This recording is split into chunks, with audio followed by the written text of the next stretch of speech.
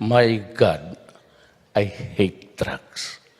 Advocacy groups led by Eco Waste Coalition making their case outside the Canadian Embassy in Makati to demand that garbage be returned to Canada.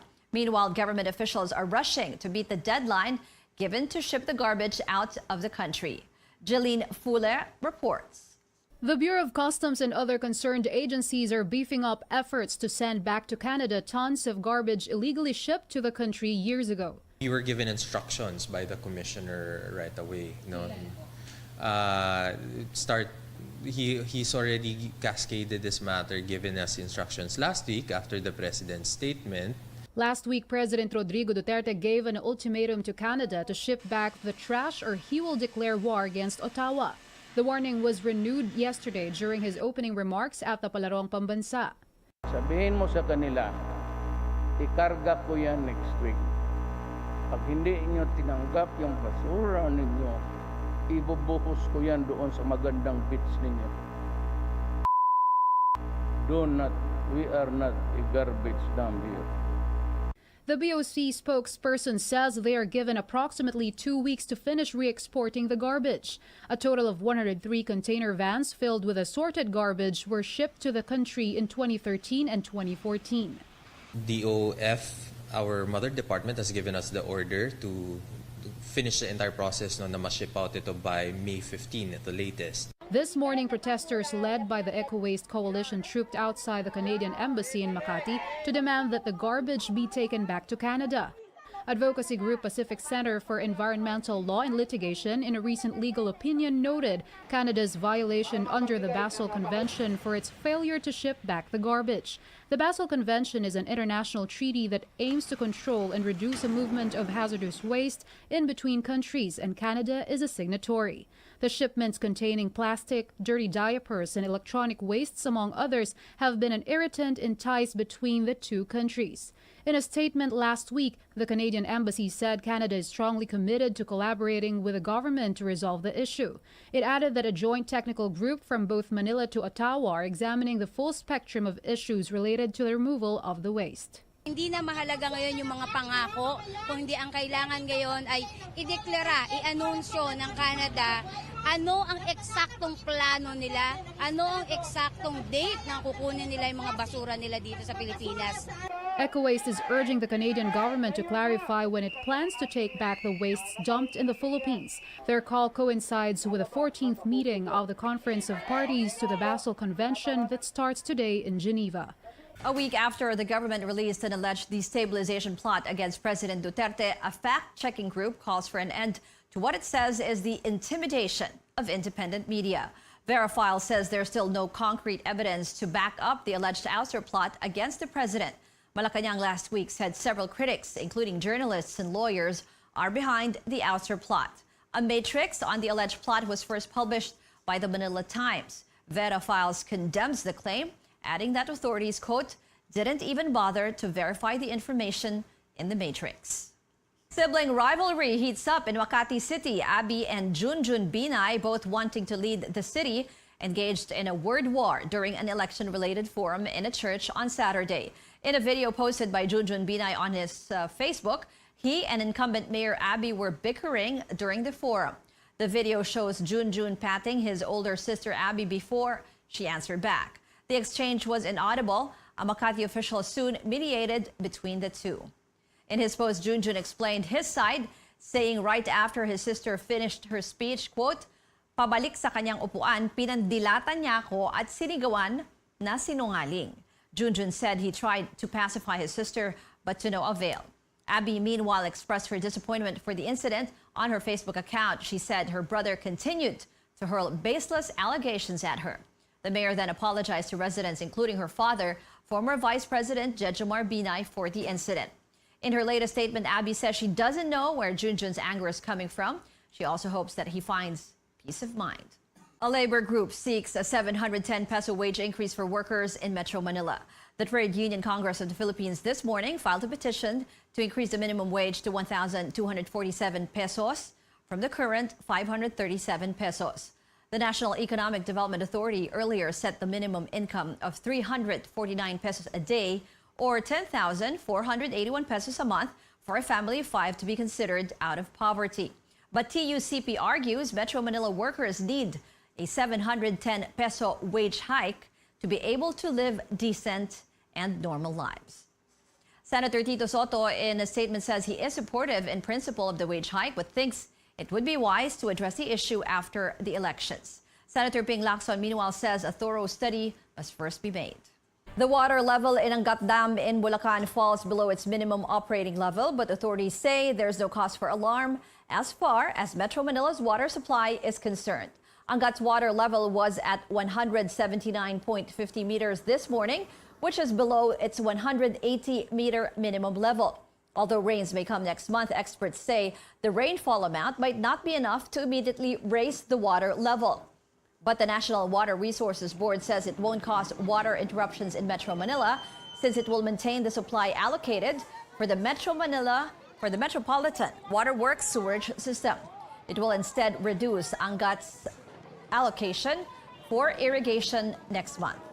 At that level kasi, we are prioritizing yung water supply for Metro Manila. In this case, yung allocation for Metro Manila from the dam is full, buo siya. We are maintaining that for the month of May.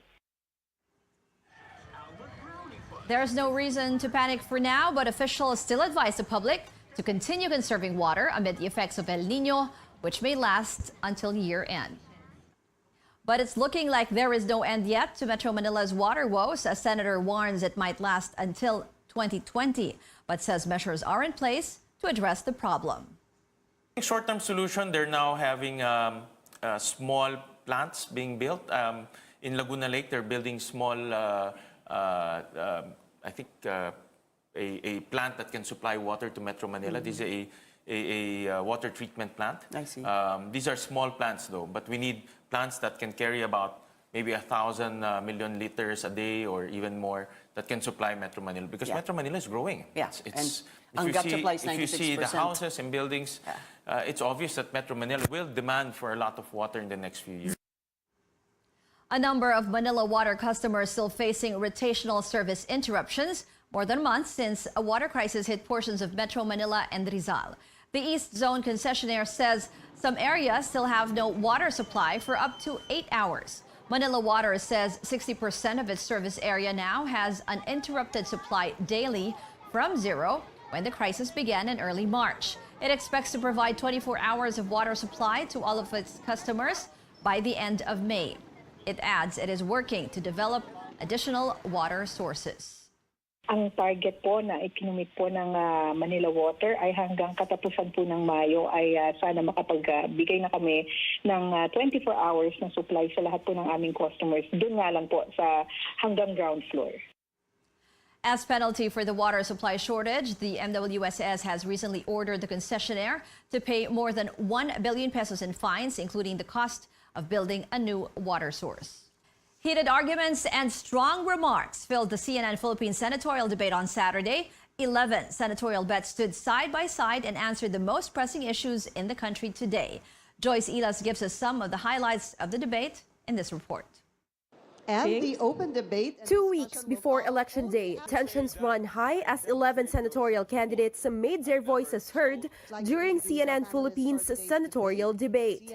Among the most hotly debated issues Saturday night were the loans the country is getting from China and the possibility of falling into the Chinese debt trap.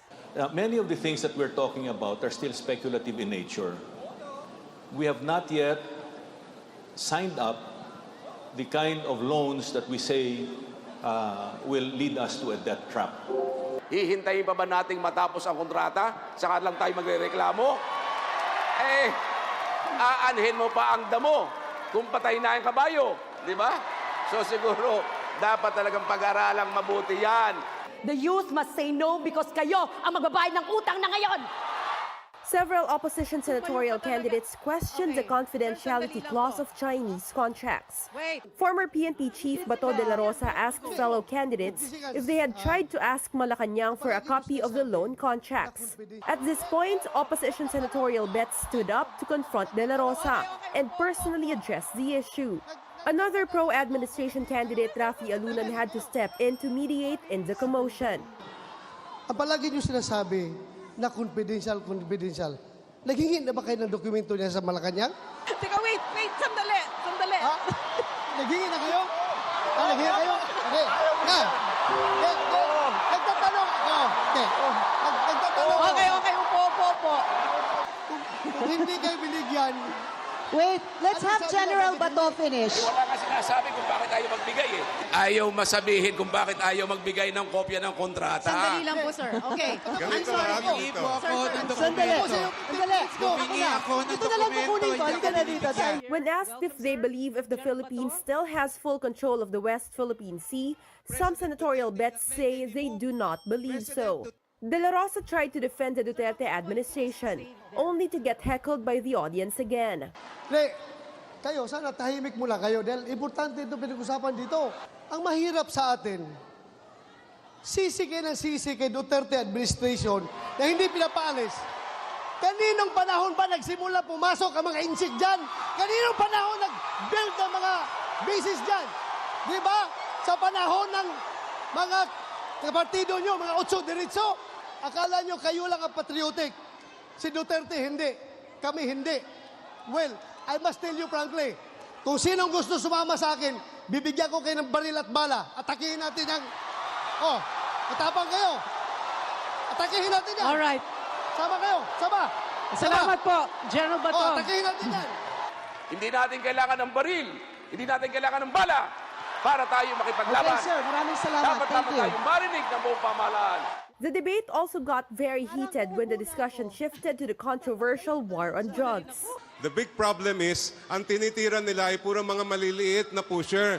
Ang tinitira nila puro mahihirap. Nasaan ang mga drug lord? If you wage a war on drugs, you cannot be selective in implementation of justice. Hindi mo pwede sabihin, hindi natin yan trabahuin dahil mahirap lang yan. Unahin natin yung mayaman. Hindi natin pwede sabihin, unahin ang mayaman, mamaya na yung mahirap. Pag sinabi mo war on drugs, ratsada yan lahat, tatamaan dapat. Nauna tayo, sir, sa killing before prevention. So ang aking problema, sir, strengthen, before makisawsaw ka, sir, sa war on drugs, sawsawan mo muna yung strengthening the pillars of justice system. CNN Philippines invited again and again other senatorial bets, including a number of pro-administration senatorial candidates, to attend the debate so we could hear their thoughts. But they refused the invitation. Joyce Ila, CNN Philippines.